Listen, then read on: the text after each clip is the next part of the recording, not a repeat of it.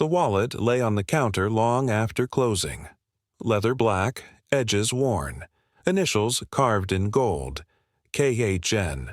Maya Johnson should have left it there, but something about it pulsed danger and temptation both. Inside was enough cash to pay her rent for months, and a single card that said only one thing. "Call this number." She did, and the voice that answered would change her life. The neon sign outside Harlow's diner buzzed like it was fighting sleep. Inside, the night shift was thinning out. Just a few truckers, 2 empty coffee cups, and Maya Johnson, 26, wiping down the counter like routine could hold her life together. Rain tapped the window, steady as a metronome. She liked that sound. It made the silence between orders feel less empty. Her apron was clean, her smile automatic, her mind counting the tips in the jar that would barely cover her phone bill. Then she saw it. A black leather wallet sitting on the counter stool, half hidden under a folded newspaper. Customers forgot things all the time. A hat, a lighter, a phone, but this looked different. Heavy, expensive, the kind of thing that didn't belong in a place where coffee came with free refills. Maya picked it up carefully. The initials were embossed in gold. KHN. The stitching perfect, the leather soft and old at once. She flipped it open. Inside, thick bills, crisp and stacked too neatly for ordinary life. A single business card slipped between them. Black, no logo, no address, just a number. She exhaled. Somebody's missing rent money, and then some. Her coworker, Tara, leaned over. "You should just drop it in the lost and found box. Maybe management keeps it." Maya raised an eyebrow. "Management can't even keep napkins stocked." Tara smirked, then looked at the cash. "How much, you think?" "Too much," Maya said. She closed the wallet and turned it over in her hands. Her reflection looked back from the polished leather, tired eyes, steady hands. For a moment she imagined what that money could fix.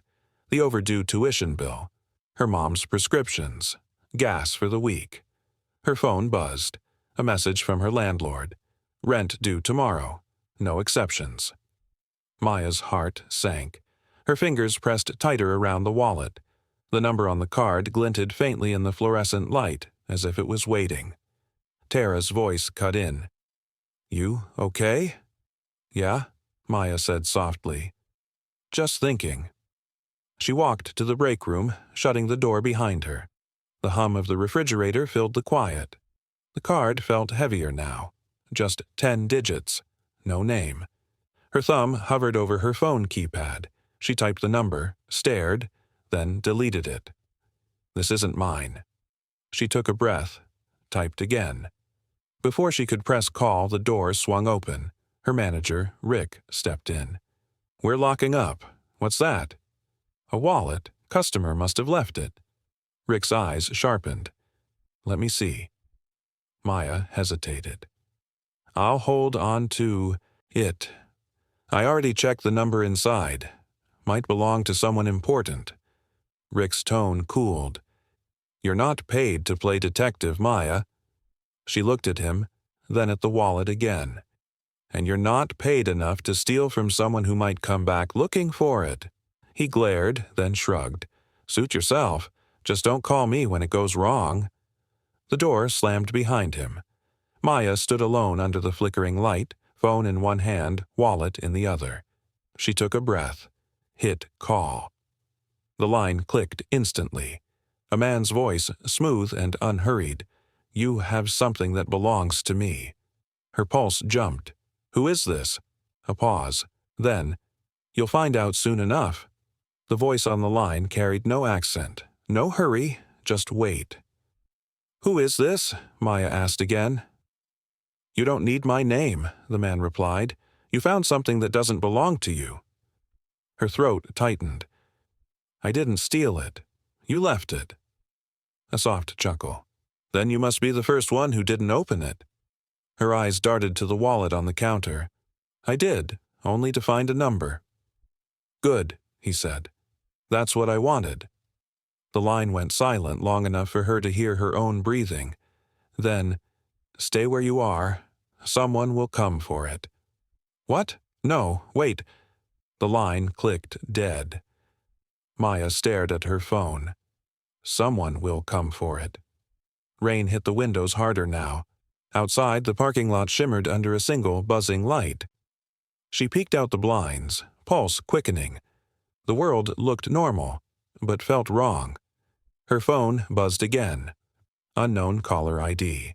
She answered without thinking. Hello? A different voice this time. Polite, low, controlled. Miss Johnson? Yes? This is Mr. Nam's driver. He asked me to retrieve the wallet. Her stomach dropped. How do you know my name? It was on your work badge. You'll see a black car out front. Please, bring it out. Maya looked around the empty diner. Rick had already left. Tara was gone. Just her, the neon hum, and that wallet. She hesitated. I can drop it off at the police. That won't be necessary, the man said. Mr. Nam prefers privacy. Something in the tone made it clear that prefers wasn't a suggestion. She hung up, grabbed her coat, and slipped the wallet into her pocket. Outside, rain misted across the pavement like fog. A black sedan idled at the curb, lights low, windows tinted. The back door opened without a sound. Miss Johnson? The driver asked. A man in a dark suit, polite smile, no expression behind the eyes. Yeah. He nodded toward the door. Please. Every instinct told her not to, but the weight of that wallet in her pocket and the steady eyes of the driver pulled her forward. She climbed in. The interior smelled of leather and quiet money. The car rolled away from the diner, merging into the wet streets. No one spoke. City lights flickered past, like distant lightning. Where are we going?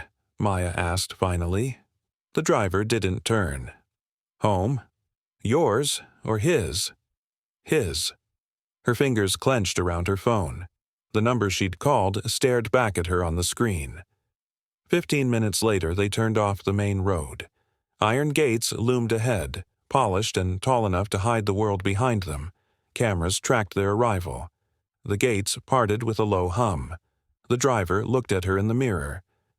Mr. Nam doesn't like waiting. The car stopped before a mansion bathed in white floodlights. Columns, glass, rain sliding down marble. Maya stepped out, shoes sinking into wet gravel, heart racing. A figure waited by the door.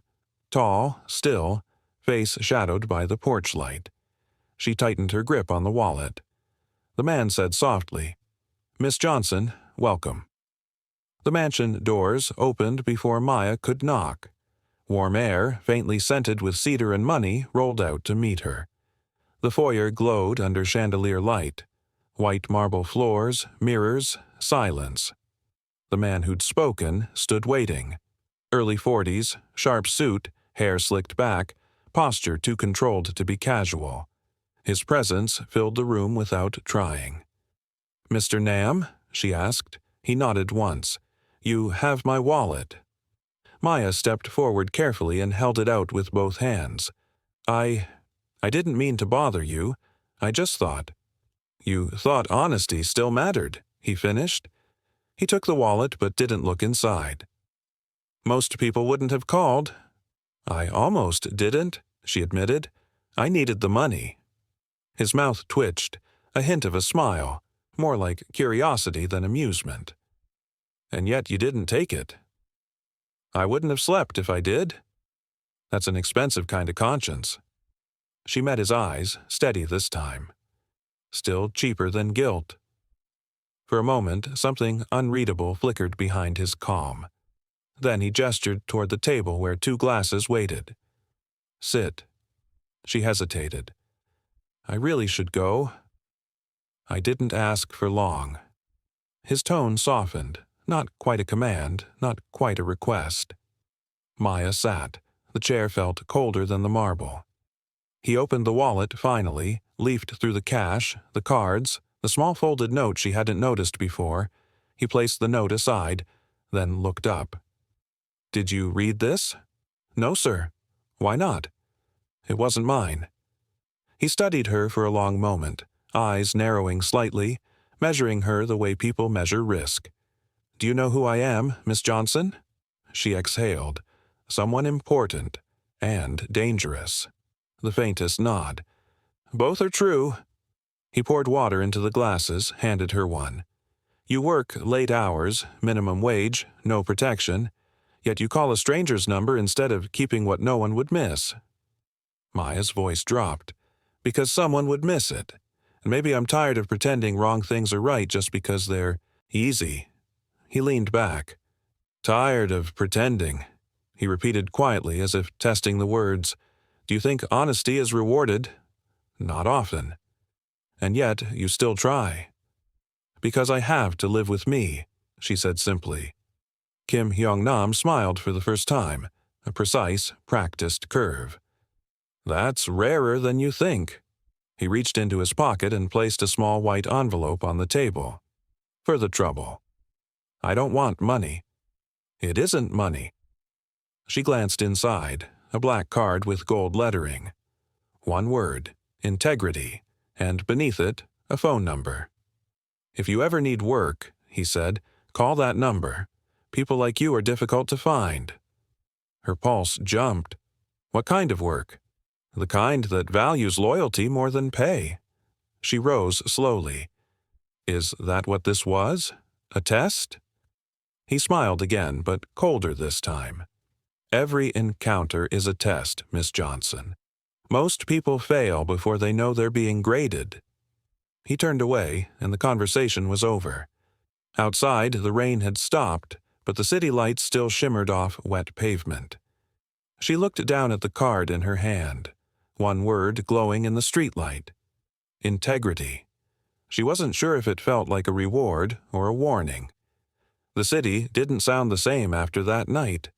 The buzz of traffic, the glow of signs, everything carried an edge, as if she'd stepped into a world that looked identical, but played by different rules. 2 days later, Maya's phone lit up with an unknown number. She almost ignored it. Then she saw the area code, the same as the card. She hesitated, then answered. "Hello?" "Miss Johnson," the voice said, calm and familiar. "This is Mr. Nam's assistant. He requests your presence again. He said you forgot something." Her stomach tightened. "I didn't forget anything." "Then perhaps he did," the voice replied smoothly. "The car will be there in 10 minutes." The line went dead. She could have run. She could have ignored it, thrown the card away, changed her number. But curiosity had a way of sounding like courage when you were poor and tired of fear. The black sedan pulled up right on time. The same driver, the same polite silence. This time, the mansion's gates opened before the car even stopped. Inside, Mr. Nam was waiting. Not in the grand foyer, but in a small study lined with books and photographs of oceans, mountains, and cities that looked older than laws. He gestured for her to sit. "You didn't sleep much," he said. "I wasn't sure I was supposed to," Maya replied. He smiled faintly. "You did well." She frowned. "What does that mean?" "The wallet," he said. "It wasn't lost." Her heartbeat stumbled. "You planted it?" "Yes." He leaned back in his chair. "Every few months I leave something valuable behind. People always show me who they are." Her breath caught between anger and disbelief. "You tested me." "I offered you a choice," he said. "You made it." Maya stood. "You had no right." He tilted his head slightly. "Would you rather I hadn't noticed you at all?" Silence. She looked away, anger cooling into unease. "Why me?" He studied her carefully. "Because you still believe honesty means something. People like that are rare. People like that survive longer around me." "Survive?" He gave a small shrug. "Integrity has enemies. I make sure mine don't stay alive long enough to celebrate." She didn't know if it was a warning or reassurance. Mr. Nam slid a small envelope across the desk. "Inside is an offer, a position, nothing illegal, not at first." She didn't touch it. "Not at first." He smiled. "I like people who ask questions." Her voice dropped. And if I say no? Then you walk away richer than when you arrived, he said, but poorer in opportunity. She glanced at the envelope again. Why me, really? Because, Miss Johnson, he said, standing, you returned what everyone else kept, and sometimes the greatest risk is trusting someone who didn't. He walked toward the window, rain streaking the glass behind him. Think about it. Come back tomorrow, or don't. The driver reappeared silently by the door. As Maya left the study, the envelope in her hand felt heavier than the wallet ever had. She didn't open it until the car door closed behind her. Inside was a single black card. One word embossed in gold. Loyalty. The car ride home was too quiet. The envelope sat unopened on Maya's lap, its single word, loyalty, catching every passing streetlight. She could feel it staring at her. Back in her apartment, she placed it on the kitchen table between overdue bills and cold takeout. The word glimmered like temptation. Her phone buzzed. A message from her mother. Don't forget the rent tomorrow, baby. She sighed. Tomorrow always came too soon. By morning, she'd convinced herself to ignore the offer. Yet at lunch, she found herself staring out the diner window, waiting for something she couldn't name. At 2:30, a woman in a gray coat walked in. Neat hair, unreadable eyes. She ordered black coffee, sat at the counter, and said quietly, Mr. Nam wants you to see something. Maya froze. How did you... The woman slid a tablet across the counter. On the screen, security footage from the diner. Rick, her manager, skimming tips, falsifying orders, pocketing cash. Mr. Nam thought you should know what loyalty looks like in other people, the woman said. He also thought you might want a new job. Maya's throat went dry. What kind of job? Assistant, the woman said simply. No uniform, no customers yelling. You'd answer directly to him. And if I say no? The woman smiled faintly. Then you stay here and pretend you didn't see this. The door chime jingled as she left. That night, Maya couldn't sleep. The image of Rick's hands stealing from her tips looped behind her eyelids. She told herself that accepting help from a man like Nam would make her no better, but turning it down felt like protecting people who wouldn't blink if she starved. When dawn broke, she'd made her decision. The sedan was waiting again, exactly where it always waited. The mansion looked different in daylight, less like danger, more like opportunity. Inside, Mr. Nam stood by the window overlooking a garden of sculpted stone. I wondered if you'd come back, he said. I came to give you an answer, Maya replied. He turned. And? She handed him the envelope. I'll work for you, but I won't lie, steal, or hurt anyone. If that's what loyalty means here, you'll have to find someone else. Kim Hyong Nam studied her for a long moment, the faintest trace of approval softening his expression. Honesty under pressure, he said quietly. That's rarer than gold. You'll start tomorrow. Maya frowned. What exactly will I be doing? Watching, he said. Listening. Learning how this world really works. And if I decide I don't like what I see? He smiled, but it wasn't warm. Then you'll know what kind of person you are. Outside, the rain had begun again, gentle this time. The car door closed behind her, sealing the choice she'd just made. Maya looked down at the black card still in her hand. One word shimmered in the dim light, loyalty, and she realized it no longer felt like a gift. It felt like a promise. The following weeks passed in a blur of quiet tasks and unspoken rules. Maya learned that loyalty inside Kim Hyong Nam's world didn't look like obedience. It looked like understanding when to stay silent, when to act, and when to disappear. Every morning she arrived at the mansion's side entrance, greeted by the same nod from the guard and the same sound of distant piano music echoing through the halls. Her duties were simple: review ledgers, manage schedules, take calls, but everything she touched was layered. Names that weren't names, deliveries that weren't just packages, meetings that never appeared on paper. One evening, Kim summoned her to the study. He was alone, sitting by the window, the city skyline glittering like shards of glass behind him. "You've been here 3 weeks," he said. "Do you regret the choice?" Maya thought before answering. "Not yet." He smiled slightly. "Good. Most people regret it long before they admit it." She folded her hands. "You said this job wasn't illegal at first. When does that change?" Kim leaned forward, elbows on the desk. "When you stop thinking of right and wrong as opposites." She met his gaze, steady. "I still believe they are." "Then don't lose that," he said. "I need people who remember what the line looks like, even if they stand close to it." For the first time, his tone sounded almost human. Later that night, she found a file on her desk, an envelope sealed with wax. Inside was a single sheet, her manager's name, Rick Calloway, and a list of charges the diner had been hiding for years. Fraud, theft, unpaid wages, everything she'd suspected, written in perfect detail. A small note was attached. "Deliver to the authorities anonymously, courtesy of Mr. Nam." She stared at it for a long time. It wasn't revenge, it was closure, and somehow that made it heavier. The next morning, she slipped the envelope into a public drop box and walked away without looking back. Days later, the diner shut down. Rick vanished. Tara texted her in disbelief. "Police took him. How'd you know?" Maya only replied, "Guess karma still works night shifts." That evening, Kim found her in the garden. "Did you send it?" "Yes." He nodded.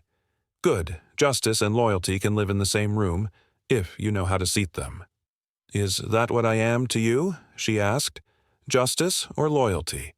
"Neither," he said. "You're the reminder that both still exist." Weeks turned into months. The world forgot about the lost wallet, the scandal, the diner. But Kim didn't. One night before she left, she found another envelope on her desk, black, embossed in gold like the others. Inside was a single card: integrity, loyalty, courage. Beneath it, a note in his handwriting: "You passed every test. Now live without one." Maya stood outside the mansion gates as dawn broke, breathing in the air that smelled of rain and freedom. She slipped the card into her pocket and walked away, the city lights fading behind her. Somewhere, far above, thunder rolled, and for the first time in her life she didn't flinch.